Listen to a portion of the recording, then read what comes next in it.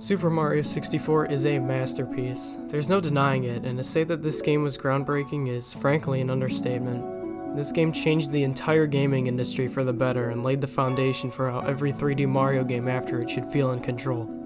But what made it so amazing? Today, we are going to be taking a look at what made Super Mario 64 one of the greatest video games of all time.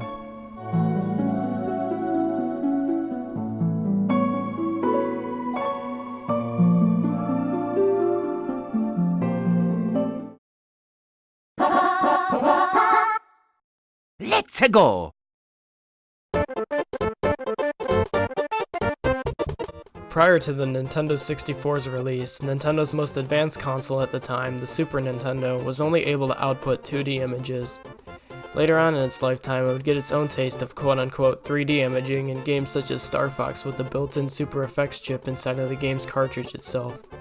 Though the Super FX chip did give the illusion of 3D, it wasn't really anything to expand off of. Naturally, seeing the potential of giving their beloved franchises a Z-axis, Nintendo set out on making their next console fully capable of 3D rendering. Thus, the Nintendo 64 was born, being named after its 64-bit CPU. Released on September 29, 1996 in North America, the Nintendo 64 was met with extremely well reception due to its graphical capabilities and intuitive controller. The console retailed for around $200 to compete with the newly released PlayStation 1 and lesser popular Sega Saturn.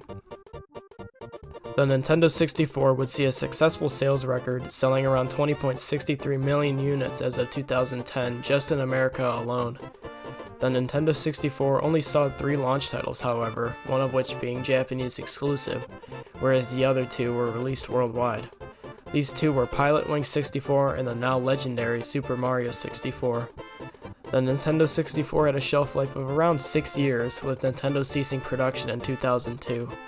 The console received a lineup of 388 games in total, a relatively small number of games for a Nintendo console, seeing as though their first console, the NES, boasted a total of 768 games, with the SNES falling closely behind it with around 725 games in the US. The reason for this is because Nintendo looked to make their first-party titles for the N64 with as much quality as possible, so naturally, games are going to take more time to develop, though this philosophy did prove to be a great decision by Nintendo in the long run.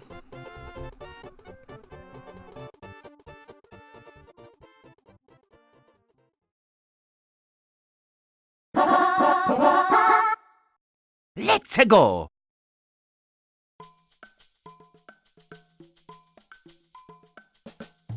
The idea of a 3D Mario game had been in the back of executive producer Shigeru Miyamoto's head nearly 5 years before Mario 64's release. He originally turned to the previously mentioned Super FX chip to power his idea and dubbed the game Super Mario FX. Despite being mentioned by Miyamoto himself, Super Mario FX never entered full development and was only the internal codename of the FX chip itself.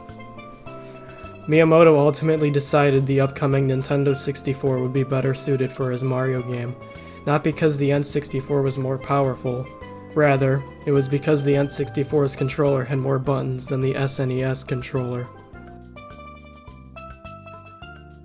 Mario 64 had a rough start in its development. According to Miyamoto, only about 15 to 20 people were working on the game. Seeing as though this was Mario's first 3D outing, the team struggled to find a style that would work well for their game. Months were spent on figuring out how the camera would work, as well as the overall layout for their game.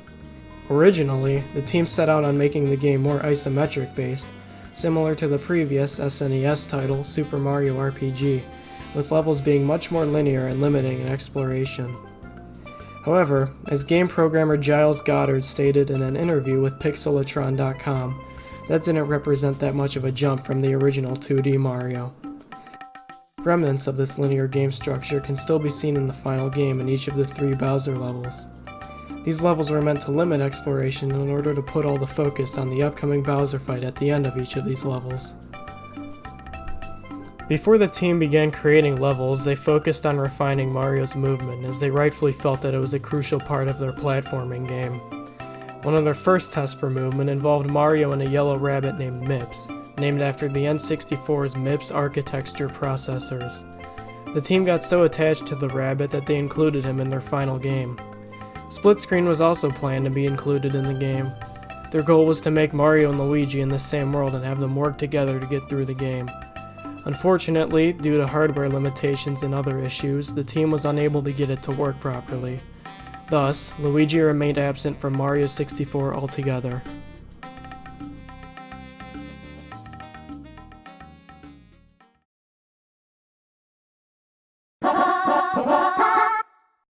Let's go!